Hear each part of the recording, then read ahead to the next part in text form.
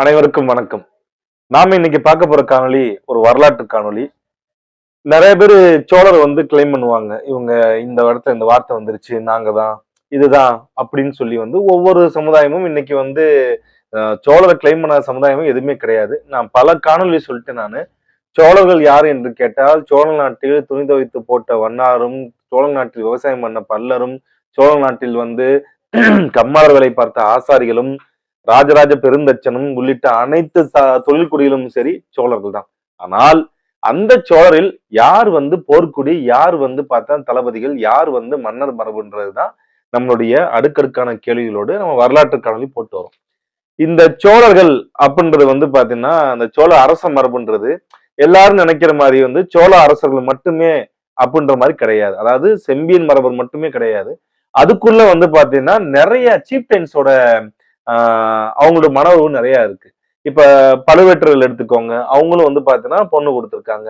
அடுத்து கொடும்பாளூர் இருக்குவேலர் அவங்களும் பொண்ணு கொடுத்திருக்காங்க. பல்லவர்கள் பல்லவர்கள் பாத்தீங்கன்னா பல்லவர்கள், பல்லவராயர்கள், தொண்டைமான்கள் இவங்க தங்களை பாத்தீங்கன்னா சோழருடைய வழித்தொண்டரை சொல்றாங்க. அவங்களோட தாய் பாத்தீங்கன்னா நாகக்கண்ணிகைக்கும் தந்தை பாத்தீங்கன்னா சோழருக்கும் நாங்க பிறந்தவங்க சொல்லி அவங்களும் பல கல்வெட்டுகள்ல தங்களோட குடும்ப முறையை சொல்றாங்க. சோ அவங்களும் சோழர்களுக்குள்ள வந்துடுறாங்க. அது மட்டும் இல்லாம பாத்தீங்கன்னா இந்த சோழர்களுடைய மனவர்கள் இருந்த கொடும்பாடு இருக்கு வேளிர் வேளிர் மரபு நிறைய இருக்கு. இப்ப மலைமான ஒரு வேளிர் மரபு தான். அதே மாதிரி பாத்தீங்கன்னா நம்ம புதுக்கோட்டை மாவட்டத்துல இன்னைக்கு இருக்கிற கொடும்பாலூர் அப்படின்ற ஊர் இருக்கு. அது ரொம்ப ஃபேமஸான ஒரு கோயில் ஒன்று இருக்கு. கொடும்பாலூர் மூவர் கோயில்னா இன்னைக்கு எல்லா வரலாற்று ஆய்வாளருக்கும் பாத்தீங்கன்னா அந்த கோயிலை பத்தி தெரியும். மிகப்பெரிய தெற்காசியா முழுவதும் புலிக்கொடையை உயர விட்ட ஸ்ரீ ராஜேந்திர சோழத்தேவர் வளர்ந்த இடம் அந்த இடம் தான் வளர்றாப்புல முடிசூற வரைக்கும். சோ அது ரொம்ப ஒரு இம்பார்ட்டன்டான ஒரு ஊர் தான் கொடும்பாலூர். இந்த கொடும்பாலூர் பத்தி தான் நம்ம இன்னைக்கு பார்க்க போறோம். ஏன்னா இவங்க சோழர்களுக்கு பாத்தீங்கன்னா நிறைய சிற்றரசர்கள் பாத்தீங்கன்னா தளபதியில இருந்தாங்க. பழுவேற்றர்களும் சரி, பிளஸ் பல்லவராயர்கள், அது போல பாத்தீங்கன்னா கொடும்பாலூர் இருக்கு வேளிர்கள், அப்புறம் மலையமான்கள். இந்த இருக்கு வேளிர் பாத்தீங்கன்னா இவங்க இன்னைக்கு நேத்து கிடையாது, பண்டைய காலம் தொட்டே வாழ்ந்து வருகின்ற ஒரு மிக பழமையான ஒரு மரபு. அதாவது மூவேந்தர்களுக்கு மூத்தவர்கள் அப்படின்னு சொல்லப்படுகிறவர்கள் தான் இந்த வேளிர்கள். அந்த வேளிர்ல பாத்தீங்கன்னா பழமையான வேலியில கருதக்கூடிய இந்த இருக்கு வேளிர் அப்படின்றவங்க தான் ரொம்ப பழமையான ஒரு வேளிர் மரபா இருக்காங்க. இவங்க என்ன பண்றாங்கன்னா இவங்களோட சிலப்பதிகார காலத்திலேயே பாத்தீங்கன்னா இவங்களை பத்தின குறிப்புகள் இருக்கு. அது மட்டும் இல்லாம களப்பிரர் காலத்துல அவங்களுக்கு அடங்கிய சிற்றரசர்களாக இதே புதுக்கோட்டை பகுதியை ஆட்சி செய்து கொண்டிருக்கிறார்கள். புதுக்கோட்டை பகுதின்றது இன்னைக்கு இருக்க நவீன புதுக்கோட்டையை உருவாக்கியவர் நம்மளுடைய ஆவுடை தொண்டைமான். அவர்களுக்கு முன்பாக பாத்தீங்கன்னா இந்த புதுக்கோட்டைன்றது மிக நீண்ட நெறியா இருந்துச்சு. அதாவது மிளலை கூற்றம் கிட்டத்தட்ட பாத்தீங்கன்னா இன்னைக்கு இருக்கிற கீரனூர்ல இருந்து திருச்சி அந்த பார்டர்ல இருந்து நம்ம அறந்தாங்கி வரைக்கும் பாத்தீங்கன்னா அவங்களோட பகுதி எக்ஸ்டென்ஷனா இருந்துச்சு, அந்த மிளலை கூற்றம் பகுதி. சோ அந்த இடத்துல களப்பிரர்களுக்கு அடங்கிய சிற்றரசர்களாக இந்த இருக்கு வேலியில பாத்தீங்கன்னா இருக்காங்க. அதன் பின்பு களப்பிரர்கள் ஆட்சி முடிவெற்ற பின்பு பல்லவர்கள் பாத்தீங்கன்னா எழுச்சி பெறுறாங்க. அந்த பல்லவர்கள் கீழே அடங்கிய சிற்றரசர்களாக அவங்களுக்கு பாத்தீங்கன்னா ஒரு ஜெனரலா ஒரு தளபதியா விளங்கி அந்த கொடும்பாலூர் பகுதியை அதே பகுதியை ஆட்சி செய்யறாங்க. அதன் பின்பு பல்லவர்கள் பாத்தீங்கன்னா என்ன ஆறாங்கன்னா பாண்டியர்கள் கூட பாத்தீங்கன்னா ஒரு ஃபைட் ஏற்படுத்துறாங்க. நல்ல ஒரு விஷயம் தெரிஞ்சுக்கோங்க, பல்லவர் காலத்துல சோழர்களும் சிற்றரசர்கள் தான். ஏன்னா அந்த டயத்துல பாத்தீங்கன்னா பல்லவர்கள் மிகப்பெரிய ஒரு பலம் பொருந்தியவர்களா இருந்தாங்க.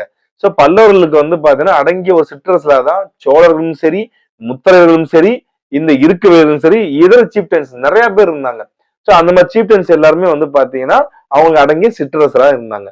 அந்த டயத்துல என்ன ஆகுதுன்னா இந்த திருப்பரம்பியம் போர் மிக பாத்தீங்கன்னா ஒரு ஒரு இது ஏற்படுத்துது, ஒரு வரலாற்றையே புரட்டி போடுது. அப்ப என்ன ஆகுதுன்னா பாண்டி நாடுக்கு பாத்தீங்கன்னா பல்லவர்களுக்கு ஆதரவாக சோழர்கள் ஃபைட் பண்றாங்க. பின்பு பாண்டி நாடு வீழ்ந்ததுக்கு அன்பு சோழர்கள் பாத்தீங்கன்னா என்ன பண்றாங்கன்னா பல்லவர்களோட ஃபைட் பண்ணி பல்லவர்கள் அபராஜிதவர்மன் கடைசி மன்னர் வீழ்த்துறாங்க. வீழ்த்திய பின்பு திருப்பி தஞ்சையில விஜயால சோழனுடைய முதல் மன்னராக தன்னை பார்த்தீங்கன்னா சோழ பேரரசராக முடிசூடுகிறார்.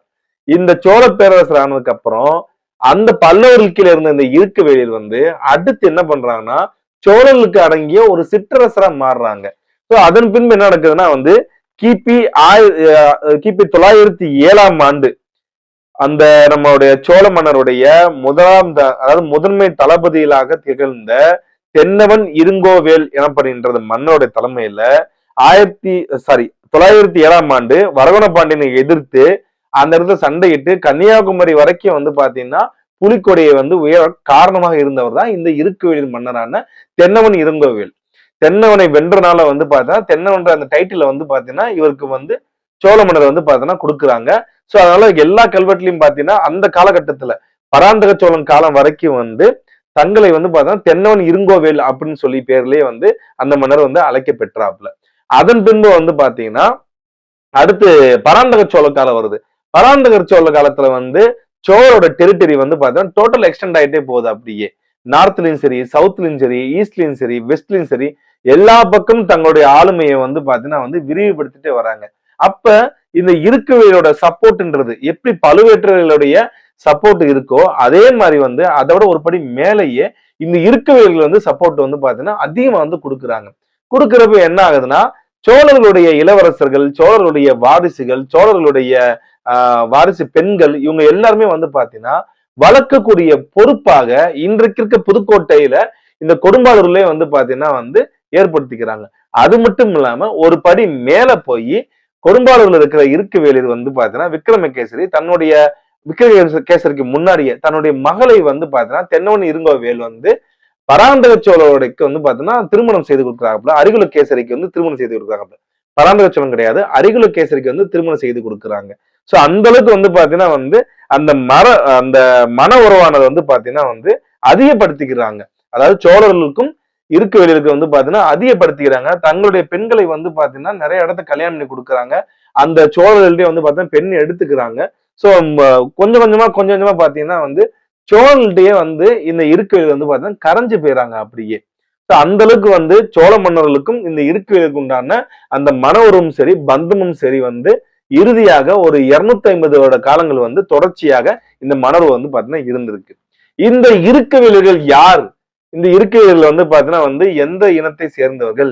இன்னைக்கு இருக்க தமிழ் குடியில வந்து யார வந்து இவங்க வந்து தங்களை வந்து கிளைம் பண்ணிக்கிறாங்க? அதாவது கல்வெட்டுலயே தங்களை யாருன்னு சொல்லியிருக்காங்க பாத்தீங்கன்னா இன்னைக்கு இருக்கிற புதுக்கோட்டை பகுதியில புதுக்கோட்டை பகுதியும் சரி, தஞ்சை தெற்கு பகுதியிலும் சரி, ஆளுமைகளாக விளங்கக்கூடிய இருங்கலர், கொடும்பைராயர், முனையத்தரையர் இந்த 3 பேருமே வந்து பாத்தீங்கன்னா இன்னைக்கும் அதே பேர்லயே வந்து இருக்கைகளோட வாரிசுகளாக வாழ்ந்திருக்காரு. முனையத்தரையர் பிளஸ் வந்து பாத்தீங்கன்னா வந்து கொடும்புரார் பிளஸ் வந்து பாத்தீங்கன்னா இருங்கலர் இந்த பட்டத்தோட இன்னைக்கு வாழ்ந்துட்டு இருக்காங்க.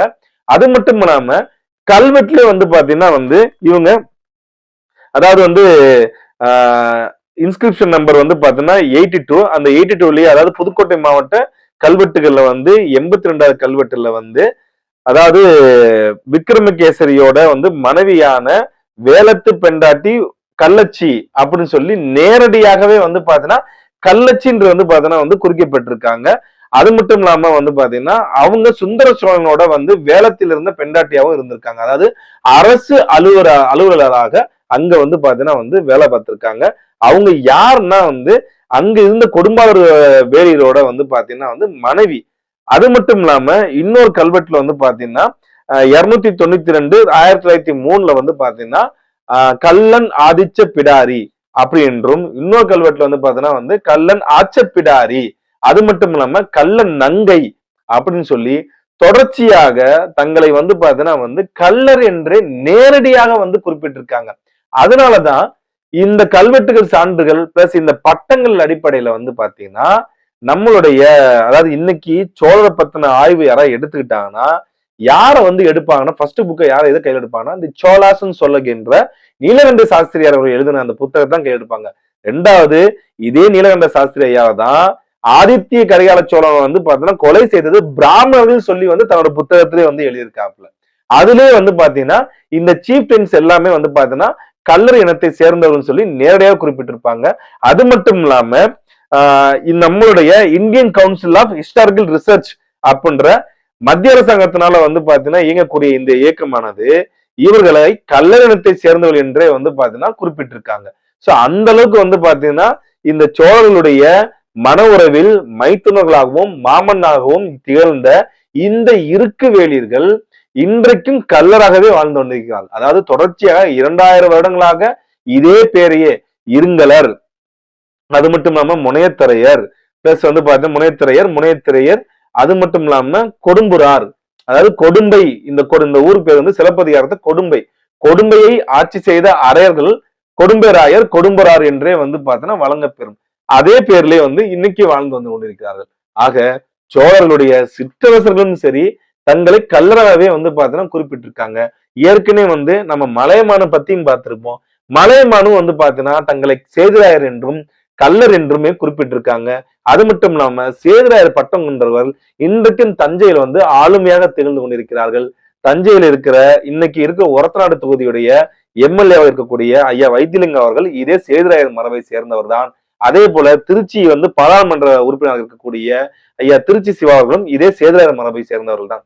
ஆக இந்த மலையமான்களும் சரி இருக்கைகளும் சரி தங்களை வந்து கல்வெட்டுகள் மூலமாகவும் சரி இலக்கிய மூலமாகவும் சரி மானுடவியல் ரீதியாகவும் சரி அவர்கள் கல்லராகவே வந்து இருந்துள்ளார்கள். அது மட்டும் இல்லாமல் கல்லராகவே வாழ்ந்துள்ளார் என்பதுதான் இங்கே வரலாற்று ரீதியான உண்மை. இதை பத்தின டவுட் இருந்துச்சுன்னா நீங்க தாராளமாக நேர்மையான கேள்விகளால் நீங்க கமெண்ட்ல வந்து கேட்கலாம். நன்றி, வணக்கம்.